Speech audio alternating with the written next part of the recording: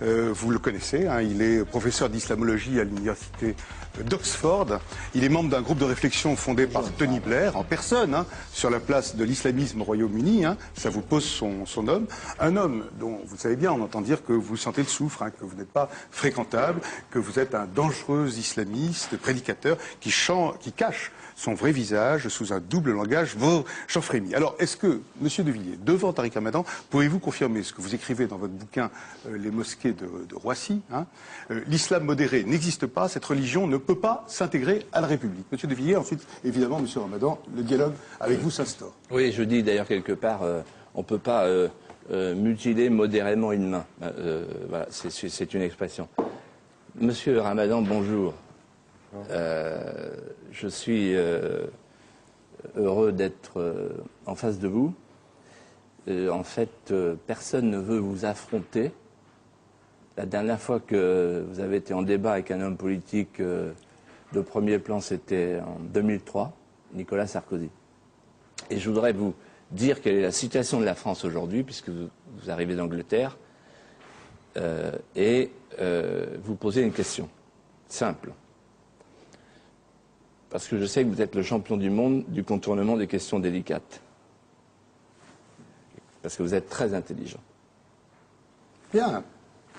Non, j'aimerais écouter la question. Alors, la situation est la suivante. En France aujourd'hui, le communautarisme avance et s'étend, et la République recule. Partout. Elle recule dans l'espace public.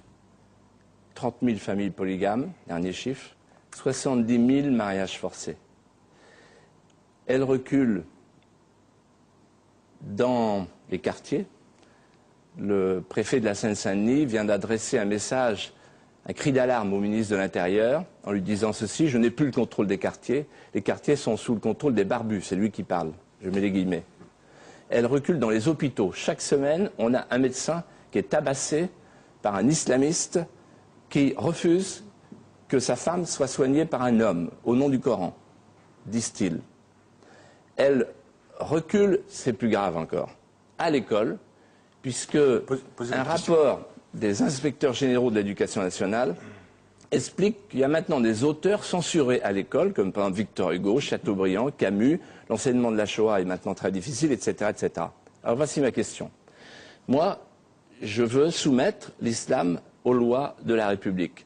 Ce n'est pas un problème religieux, j'entre pas dans la question religieuse, mais c'est un problème politique, c'est-à-dire qu'il s'agit pas, pour moi, ce n'est pas à la France à s'adapter à l'islam, c'est à l'islam à s'adapter à la France.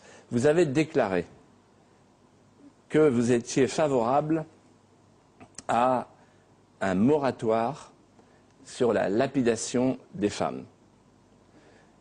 Quand j'ai entendu ça, j'étais horrifié. Est-ce que ce soir, vous pouvez aller plus loin pour que les choses soient claires, clarifiées pour tous les citoyens français, et dire deux choses. Ok, non, il va répondre. Je remplace le mot lapidation par le mot interdiction, le mot, moratoire par le mot interdiction, interdiction de la lapidation, et deuxièmement, j'ajoute, oui, la lapidation est une pratique barbare. Mais ne faites pas sa réponse, il va la faire. Non, mais écoutez, si je suis intelligent, en tout cas vous êtes habile de commencer par cela, et je vais vous répondre directement. J'ai dit et j'ai déclaré d'ailleurs à l'émission en face de Nicolas Sarkozy que je m'y opposais, que j'appelais à un moratoire dans le monde musulman, avec l'idée qu'il fallait ouvrir un débat, et que je ne m'opposais pas, d'ailleurs c'est pas la lapidation vis-à-vis des femmes, ça c'est un concept chrétien, le rapport lapidation femme en islam, ça concernait tout le monde dans les textes classiques, et pour moi c'est la peine de mort, la lapidation et les châtiments corporels. Il faut cesser tout de suite ceci dans les pays musulmans, c'était ma position. Et c'était tellement d'ailleurs intéressant que récemment, tout de suite après la condamnation de Saddam Hussein, le gouvernement italien a pris contact avec moi pour savoir si on pouvait utiliser ce concept de moratoire dans ce cas-là et dans les cas qui allaient venir en Irak. Pourquoi ? Suspension. Une simple non, suspension. ce n'est pas une suspension. Quand Amnesty International aux États-Unis demande un moratoire sur la peine de mort, quand le président Chirac demande un moratoire sur la peine de mort en Chine, ce n'est pas parce qu'il est pour la peine de mort, c'est parce qu'il sait qu'il n'y a pas de possibilité pédagogique d'aller vers quelque chose qui est la cessation, si ce n'est d'abord par un moratoire. C'est ma position, je la dis, je la répète et je la confirme. Et je vous dis une chose. Non, mais attendez, vous savez la différence entre vous et moi, c'est que vous ne direz jamais, vous, aujourd'hui, au roi d'Arabie Saoudite, que ce qui est en train de se passer dans son pays est absolument inadmissible. Et comme vous l'avez dit, barbare. Vous savez pourquoi? Parce qu'ils ont l'argent qui vous fera taire. Vous et toute la classe politique française. Alors, j'aimerais simplement vous dire une chose. La position qui est la mienne aujourd'hui, c'est de faire en sorte que dans le monde musulman, on puisse cesser cela tout de suite et que nous allions vers quelque chose qui est un vrai débat de fond pour que nous ne faisions pas ce qui est en train de se passer aujourd'hui dans le monde musulman, à savoir des pratiques qui sont absolument injustes. Je répète avec clarté que je m'oppose à ces applications. Mais maintenant, j'aimerais retourner les choses, parce que je vous ai entendu dire des choses. Vous savez, vous dites, non, moi j'en ai vis-à-vis de l'islam politique. Et ensuite, on vous lit et on entend, l'islam ne peut pas et ne veut pas s'intégrer. Vous parlez donc de l'islam. Votre problème, c'est l'islam. L'islam modéré n'existe pas, cette religion ne peut pas s'intégrer. Attendez, soyez sérieux. Si, en tout cas, vous avez l'habilité, il faut avoir la précision quand on est un homme politique. Et ma question, elle est celle-ci. Vous avez pris, par exemple, comme exemple, vous prenez des chiffres et vous les tournez dans le sens qui vous arrange. Vous ne dites pas, par exemple, que 74% des Français sont pour la séparation de l'ordre du pouvoir. Ça veut dire que 74% sont totalement intégrés. Vous ne dites pas que 94% des Français de confession musulmane ou des musulmans vivant dans ce pays sont pour l'égalité. Pourquoi vous ne citez pas ces chiffres? Vous allez citer d'autres chiffres qui sont ambivalents. 46% des musulmans pensent que l'islam est plus important que la République. Mais la question même, elle est tendancieuse. Je vais vous poser une question simple. Vous êtes un catholique pratiquant, monsieur. Dans votre vie, qui est le plus important, Jésus ou Chirac? Bon. Là. Répondez à la question.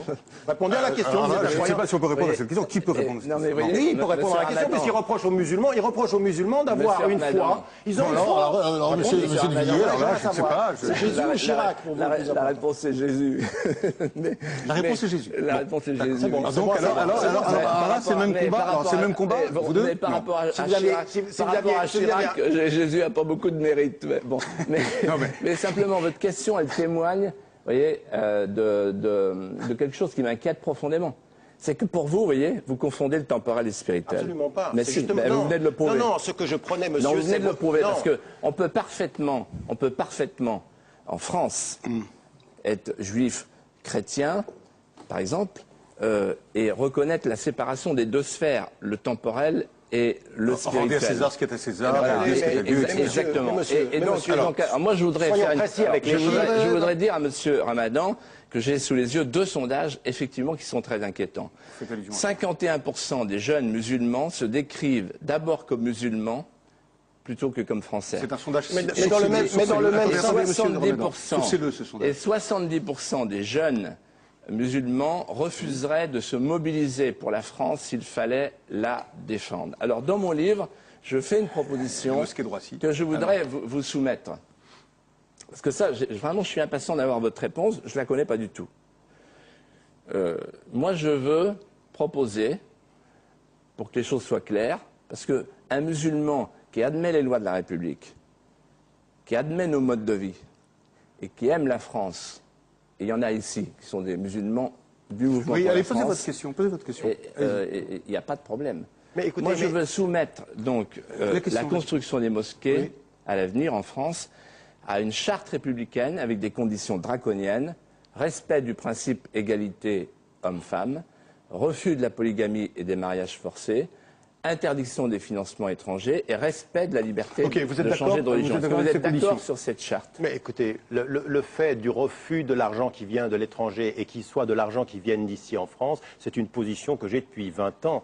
Ceux qui s'opposent à ça aujourd'hui et qui acceptent de l'argent qui vient de l'Arabie Saoudite, c'est quand même les pouvoirs publics. Ils sont beaucoup plus acceptants de l'argent qui vient de l'étranger que de l'argent qui viendrait de la communauté des croyants ici sur le territoire. La deuxième des choses, l'opposition au mariage forcé, elle est extrêmement claire. L'opposition aujourd'hui, le fait qu'il faille respecter la loi républicaine. Vous n'êtes pas pour la charia en France? Mais écoutez, ma charia en France, c'est la loi de la République. C'est-à-dire qu'on a dit et répété cela avant même que vous commenciez toute cette espèce d'atmosphère de peur. Parce que votre but, en fait, c'est d'entretenir la la peur. Vous êtes le faire-valoir de la politique française. Laissez-moi terminer. Vous permettez. Laissez-moi terminer. Est-ce que je peux terminer? Les gens qui ont peur, je vous ai écouté. Je vous ai écouté. Je vous ai écouté. Les gens qui ont peur, c'est les femmes voilées. Non, c'est vous qui entretenez la peur chez les Français. Ce sont les prêches, certains prêches de certains imams dans les mosquées. Écoutez, vous savez, on a eu... Ceux qui ont peur, c'est ceux qui ont peur des bombes, ceux qui se font fouiller dans les aéroports. Est-ce que je pourrais terminer? Un sacré culot quand même. Est-ce que je pourrais terminer? Est-ce que j'aimerais terminer? Vous êtes dans l'anecdotisme. On vous a posé la question, quand est-ce que cette révélation vous est venue? Ah, j'ai une anecdote. Mais la politique, la réalité des Français,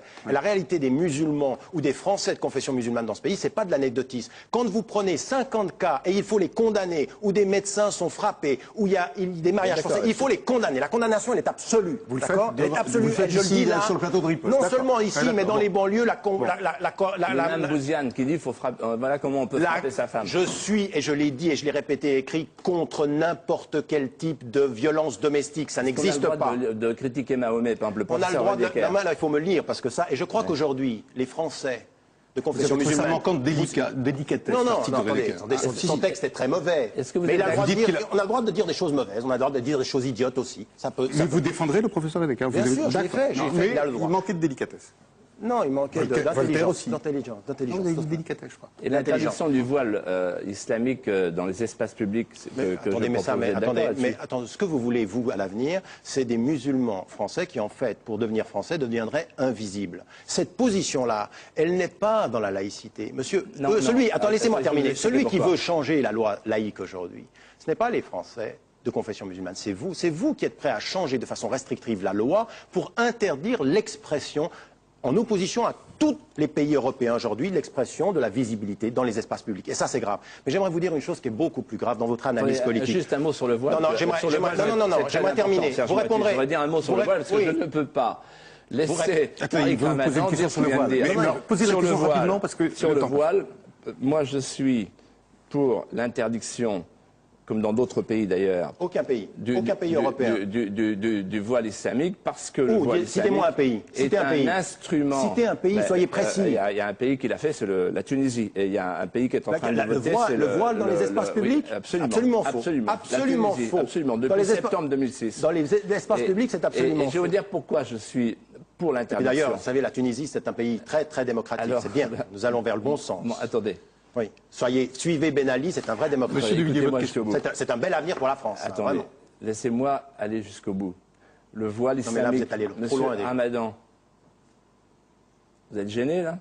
Non, vous êtes allé trop loin. Vous êtes en train de présenter comme un modèle pour la France. Laissez-moi vous dire les yeux dans les yeux que le voile islamique, au nom de la dignité de la femme, le voile islamique est un instrument de soumission, d'oppression des femmes, et en même temps d'insoumission aux lois de la République. Et en même Quelle loi de la République? C'est vous qui voulez changer les lois. Un instrument au service de groupes politico-religieux dont vous faites partie, car ça n'est pas pour rien. Monsieur Ramadan, vous oubliez que vous avez été interdit de séjour sur le territoire français. Vous savez qui m'a défendu? Un de vos amis, peut-être, l'abbé Pierre, m'a défendu en disant que c'était absolument inacceptable. Vous savez que vous n'avez pas pu avoir votre visa pour les États-Unis. Mais vous savez pourquoi? Vous savez pourquoi? Vous savez ce que l'ambassadeur des États-Unis en Suisse a dit? Mais attendez, vous êtes en train de tourner cela en attaque personnelle. Non, vous savez, je vais vous dire simplement une chose. Vous savez, je suis interdit. Non, mais laissez-moi terminer. Très habile, la presse. Non, mais laissez-moi terminer. Maintenant, je vais vous répondre très précisément. Et je vais ensuite vous poser une question qui est la plus grave pour moi. Je suis interdit d'entrer aux États-Unis parce que j'ai donné 700 € à une organisation palestinienne de soutien pour les écoles. Et vous savez ce que me dit le gouvernement américain aujourd'hui? Toutes ces accusations de terroristes, tout ça est balayé. J'ai donné cet argent à une organisation dont j'aurais dû savoir qu'elle était liée au Hamas. Et vous savez, le cocasse de l'histoire, c'est que cette organisation est reconnue en France et en Suisse très officiellement jusqu'à aujourd'hui. Mais surtout une chose, j'ai donné de l'argent entre 1998 et 2002, une année avant que cette association soit sur la liste noire américaine. C'est très intéressant pour vous dire combien nous sommes dans l'ordre de la représentation. Posez votre question plus grave. Elle est celle-ci. Vous avez dit au moment des émeutes en France, et vous avez répété, vous avez toute cette réflexion autour des prisons, en disant finalement le vrai problème, le lien commun, le point commun entre toutes ces personnes, c'est finalement la question de l'islam. Vous avez une analyse communautariste des problèmes sociaux. Alors laissez-moi terminer. Le problème aujourd'hui, monsieur, dans les banlieues françaises, c'est justement ce que vous n'apportez pas comme réponse. Vous êtes en train d'ethniciser, d'islamiser la question sociale de ce pays, vous et beaucoup d'autres politiciens, parce que vous n'avez pas de réponse. Vous avez perdu le lien avec la base dans ce pays, vous avez perdu le lien avec les dynamiques sociales. Et pour ne pas montrer votre déficience à comprendre, il suffit d'ethniciser. C'est parce qu'ils sont musulmans. Alors je vais vous dire une chose. Vous avez cité par exemple le fait que dans les prisons françaises, il y a une majorité de musulmans et d'arabes ou d'origine immigrée, et que dans les banlieues c'est la même chose. Pourquoi ?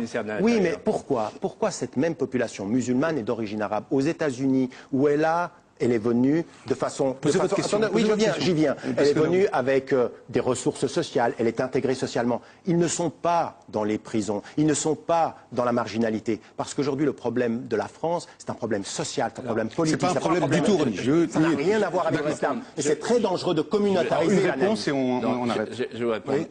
Moi, je pense... bon, vous êtes caricatural. Je dirais simplement que... moi, je pense... aux jeunes Français ou à ceux qui vont le devenir. Et je propose une politique de francisation qui passe d'abord par l'application du contrat « La France, tu l'aimes ou tu la quittes ». Je vous parle du problème des banlieues. Répondez à ma question. Vous dites que je contourne les questions, vous ne répondez pas à la mienne. Je suis en train d'y répondre. Ah ben on part de très loin là. Dans les banlieues comme ailleurs, on n'oblige personne à rester. Ceux qui sont chez nous, ceux qui veulent rester chez nous... Mais ils sont chez eux depuis plusieurs générations. Attendez, il faut qu'ils aiment la France. Ça fait 5 générations qu'ils sont français. Et c'est la raison pour laquelle je suis pour un changement du droit de la nationalité. Mais attendez, je vous parle des Français qui se sont... Il y a une acquisition automatique pour l'avenir. Ils sont français ou pas? Sont-ils français ou pas? Il y a beaucoup de Français qui sont français simplement par l'administration. Je veux qu'ils le soient par le cœur. Qu'est-ce qu'on fait avec ces Français? Dans les banlieues françaises, qu'est-ce qu'on fait? Permettez, moi j'ai aucune leçon à recevoir de vous. Mais répondez à ma question.